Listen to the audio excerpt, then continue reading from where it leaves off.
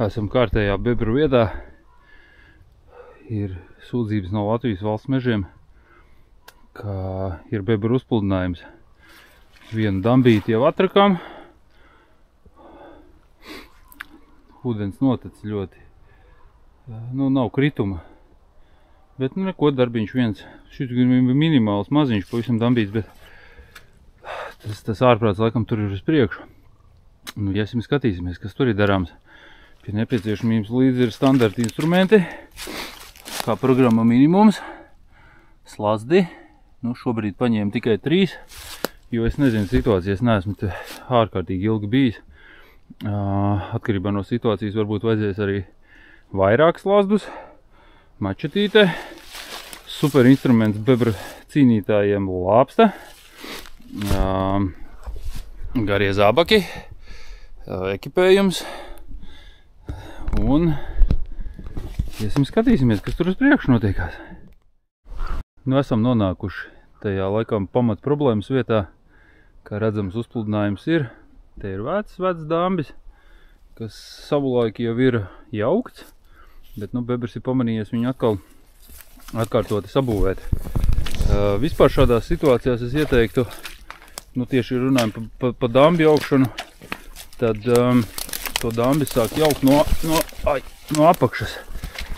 Te redzams, ja tas dambi līmenis ir, šī gadījumā nav liela augstuma starpība, bet jebkurā gadījumā pats gudrākais būtu te nevis no augšas rakt, bet sākt atrakt no apakšas grāvja gultnes līmenī līdz pat uzpludinājumam, atstāt tādu tā kā sienu, varētu teikt. Jo pretējā gadījumā, ja mēs sāksim rakt no augšas, tad problēma būs tāda, ka tad, kad sāksies ūdens tece, būs ļoti sarežģīti padziļināt to izrakuma vietu.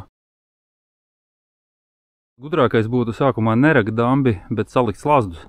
Tādā veidā rezultāti būs krietni labāki, jo tiklīdz mēs izrokam dambi, tas ir tāds sava veida trauksmes signāls. Būs stipri grūtāk viņus izķert, jo viņi kļūs ārkārtīgi uzmanīgi. Šobrīd iešu apskatīšos vienkārši, kas tur uz priekšu notiekās. Kā es saku, tīri pēc tās vides vērtējums, ka te nav daudz to bebru. Un tad skatīties vienkārši pēc situācijas, atnāk pēc dažām dienām, novērtēt, vai tas dambis tiek atjaunots, kur ir tās svaigā kustība, jo pagaidām pat nevar īsti saprast, kur viņš vispār svaig un vai vispār te būtu kāds šobrīd esošs bebrs. Tā kā, darbojamies, iesim pastīsimies uz priekšu. Ja tur nebūs vietas, kur salikt slazdus šodienā, tad izjauksim dambi un iespējams dambī tajā caurumā vienu slazdu atstāsim. Tā gan nav labākā vieta. Dambī vispār mans skatījums ir, ka dambja izraktajā vietā nav gudrākais variants likt slazdu, jo straume pēc tam nesīs kaut kādus dūņas, zāles, visādas lietas, kas to slazdu var aizcirst ciest vai arī ierakt dūņās vienkārši. Un vēl viena lieta, ka bebrs bieži vien, tā kā viņš redz, ka tas ūdens līmenis ir nolaists, viņš to dambi sāk būvēt tā kā no uzpludinājuma puses, un tas slazds tiek burtiskā veidā ierakts, jeb iebūvēts dambi iekšā. Bet kādreiz, kā saka, uz cūceni gadās arī tajā pārauma vietā viņu tādā tranzītā, ka viņš kustās no vienas puses uz otru noķert. Šī gadījumā, es domāju, tas arī būs mūsu scenārijs, ka nolaidīsim ūdeni, ieliksim tur slazdu, tad vienkārši skatāmies pēc situācijas, pēc dažām dienām, kas te ir noticis. Ja? Tad ejam, sākumā novērtējam to kopējo situāciju pa uzpludinājumu uz augšu. Esmu nogājis kādus 100 m. Tas uzpludinājums diezgan iespaidīgs, jāsaka godīgi. Uz otru pusi tā īsti nevar pat redzēt, bet tas ūdens daudzums te ir iespaidīgs. Glābi situācija tas, kad ir te augstie krasti, attiecīgi nekādi būtiski postījumi. Mežam šeit nav uz šo brīdi nodarīti. Māju skatīsimies uz priekšu, bet ļoti ticams, ka bebra māju mēs arī neatradīsim, jo šādos krasta apstākļos tā ideja no bebra puses ir tāda, ja viņam ir iespēja to midzeni, alu, kambari saucamo iebūvēt krasta līnijā, kā redzams, tas krasts ļoti stāvs un augsts, tad bebrs tipiski māju nebūvē. Viņš visu to pašu izdara tajā krasta līnijā. Un otrādāk, ja bebrainais krasti ir lēzeni, kaut kur tam bebram ir jādzīvo, tad viņš būvē to māju Nu, paiesim vēl uz priekšu, paskatīsimies, vai mēs neatrodam kādu vietu, kur viņš ir nobāzējies, jo pa to liecinātu tagad rudens sezonā, pa to liecinātu barības krājumi ziemai, jo bebrs, nu, domājot par nākotni, par ziemu, vienmēr rudenī sev rūpīgi sagatavo barības rezerves, kas ir redzamas parasti, nu, tāds kā savilkta zaru čūpa ūdenī. Tas savukārt liecina par mājas tuvumu, jo šos barības krājumus viņš sagatavo pavisam tuvu māju, lai nebūtu tam ēdienam jāiet sevišķi tālu pakaļ ziemas periodā zem ledus. Paiesim, jā, vēl uz priekšu, paskatīsimies, tur ir lauksaimniecības zemes, aiziesim līdz tam stūrim, uzmetīsim aci. Nu jā, un vēl viena lieta, ejot pa to krastu vienmēr, ir jāuzmanās no bebra alām, nu kā jau es tikko teicu, ja, tā māja viņam var būt ierakta krastā, ja, kā šeit arī redzams, re, kur ir, ja, tās bebra alas, vienkārši viņās var kaklu nolaust. Ja ar viņām nerēķinās ziemas periodā, kas sniedziņš uzsnieg vai, redzat, reku arī, tur tajos caurumos kādreiz ir tā, ka burtiski līdz viduklim iekrīt iekšā. Var vienkārši sāpīgi tas viss pasākums beigties. Tā kā tas vienkārši jāņem vērā, ka gar krastu staigājot, kur bebri dzīvo, var nākties izpeldēties vai iekrist kaut ko. Tā kā jāskatās. Vienkārši jāskatās zem kājām. Iesim, pastīsimies. Te tā jaunodzīta arī, pa ko tā sūdzība, acīm redzot, no Latvijas valsts mežiem ir bijusi, ka, nu ne jau viņš tikai grāvī dzīvo, vai ne? Viņš to savas barības rezerves un ikdienas barību meklē tajā jaunodzē. Tur visgaršīgākie kociņi jaunie, sulīgā miziņa. Īsti tas, kas bebram garšo. Iesim, nu šī gadījumā tā viss baigi forši viegli ir. Nu, salīdzinoši ar citām bebrēnām. Kādreiz mēģināšu jums parādīt arī kādu tādu skarbāku stāstu. Te jau ir tā kā pa Brīvības ielu apmēram. Te vispār problēma nav nekāda, bet reku redzams, ja? Reku caurums.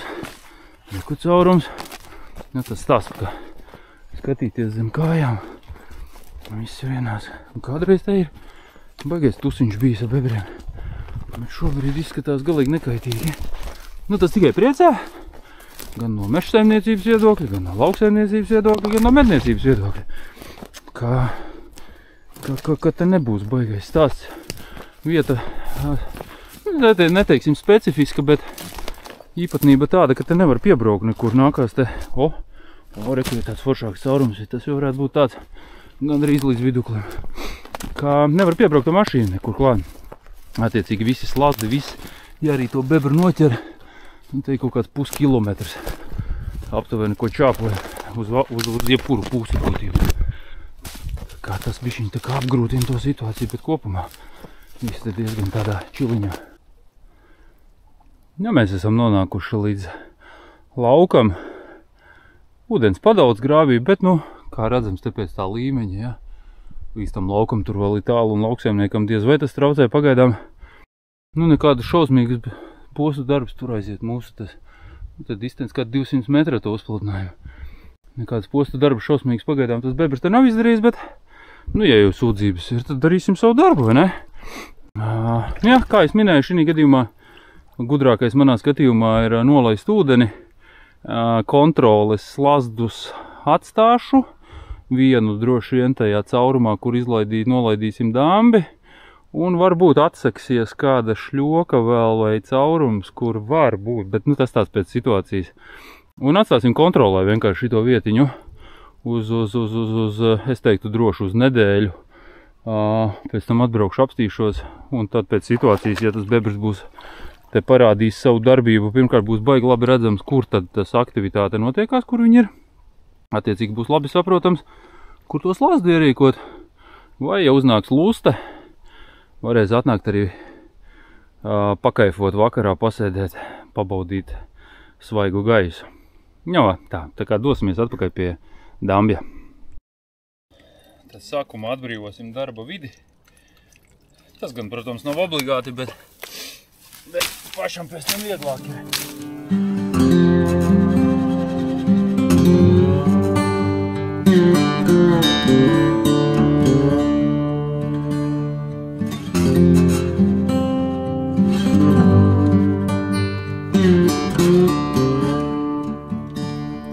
Jā, tagad tad uzdevums grāvju gultnes līmenī pierakšos klāt pie tā uzpludinājuma.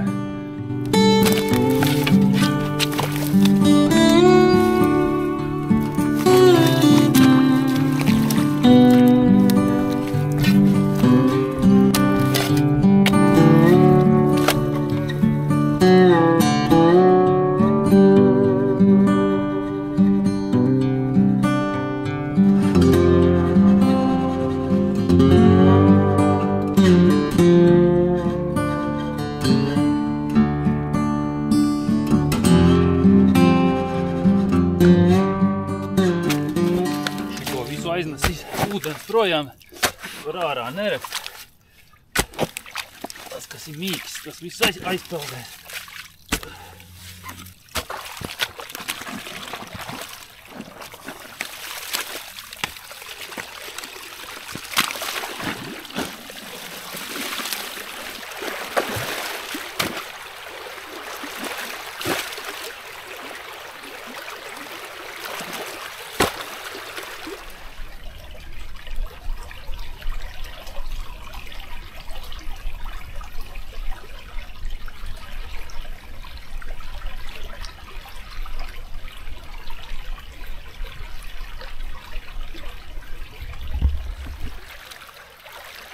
Lūk, un šajā momentā, kad tā ūdens straume nes, tad ir ļoti viegli, cik var vispār būt viegli, vai ne?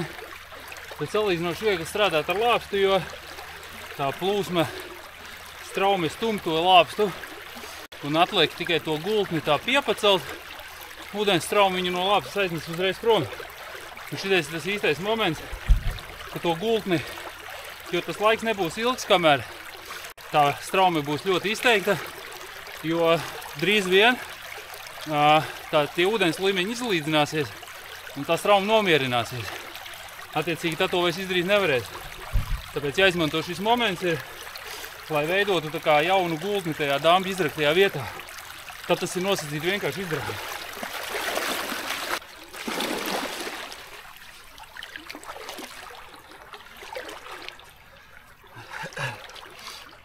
Teikt, tas stāsts, ka metnieks neko nedara. Dzer un šauj vispār jau neko nedara. Kā jau tie, kas to dara, tiem tas nav noslēpums, tie, kas to vēl nav darījuši. Tad šis piemērs jau ir tāda medusmaize. Jo te mums šī situācijā tikai viens dambis, viens tas pavisam maziņai. Mēdz būt situācija, ka tā dambja estikāda ir 4, 5, 6, 7 dambi. Un visi viņi ir tādi gan arī cilvēku augumā. Tas ir vaiprātīgs fizisks darbs. Forši jau var uztaisīt kaut kādu kolektīvu pasākumu tādos gadījumos. Bet, katrs dara, ko var, kā saka. Es nezinu, vai kamera spēja nodot to dziļumu, ja, bet tas, ko mēs izdarījām, redzat, tā kā izveidojām tajā dambī tā kā gultni, pa kurien tas ūdens arī, pirmkārt, viņš dara savu darbu, viņš viņu padziļina, un otrām kārtām tā izveidotā gultne ļaus maksimāli zemu nolaist šo te uzpludinājuma līmeni. Tas arī tas mūsu mērķis, jā, lai viņš tiktu nolaists. Un kā jau es saku, slazdu darbs šodienā viņš nav iespējams, jo šādā straumē likt slazdu pilnīgi noteikti neiesaku to darīt. Tas būs nosacīti bezjēdzīgi, tāpēc, ka pirmkārt straume pati var paraut tās ūsiņas slazda, un viņš vienkārši nostrādās pa tukšo. Tāpat tā kā ūdens jau nokritīsies bišķi zemāk, redzat, nāk visādi skujas, zāri, koki, nograustie bebri un tā tālāk. Vienā mirklī tas ūdens līmenis sakritīs ar to ūsiņu līmeni, attiecīgi atkal to slazdu aizsitīs pa velti ciet. Tad jāgaida, ka tas ūdens nokrītās, nomierinās, un tajā mirklī arī tas slazds te jāatnāk un jāieliek. Tā kā, ko, mīļie draugi, šobrīd tas ir viss. Pastrādāts ir, svaigs gaiss ieelpots ir. Tas ir fantastiski būt dabā, darīt kaut ko lietderīgu. Šī gadījumā palīdzēt mežsaimniekiem un lauksaimniekiem. Un pašam ar prieks par to. Tā kā, paldies par uzmanību, ceru, ka ieguvāt kaut ko nedaudz jaunu. Jaunu varbūt ne tik ļoti, varbūt atsveidzināja atmiņas. Un aicinu doties dabā. Tiekamies mežā.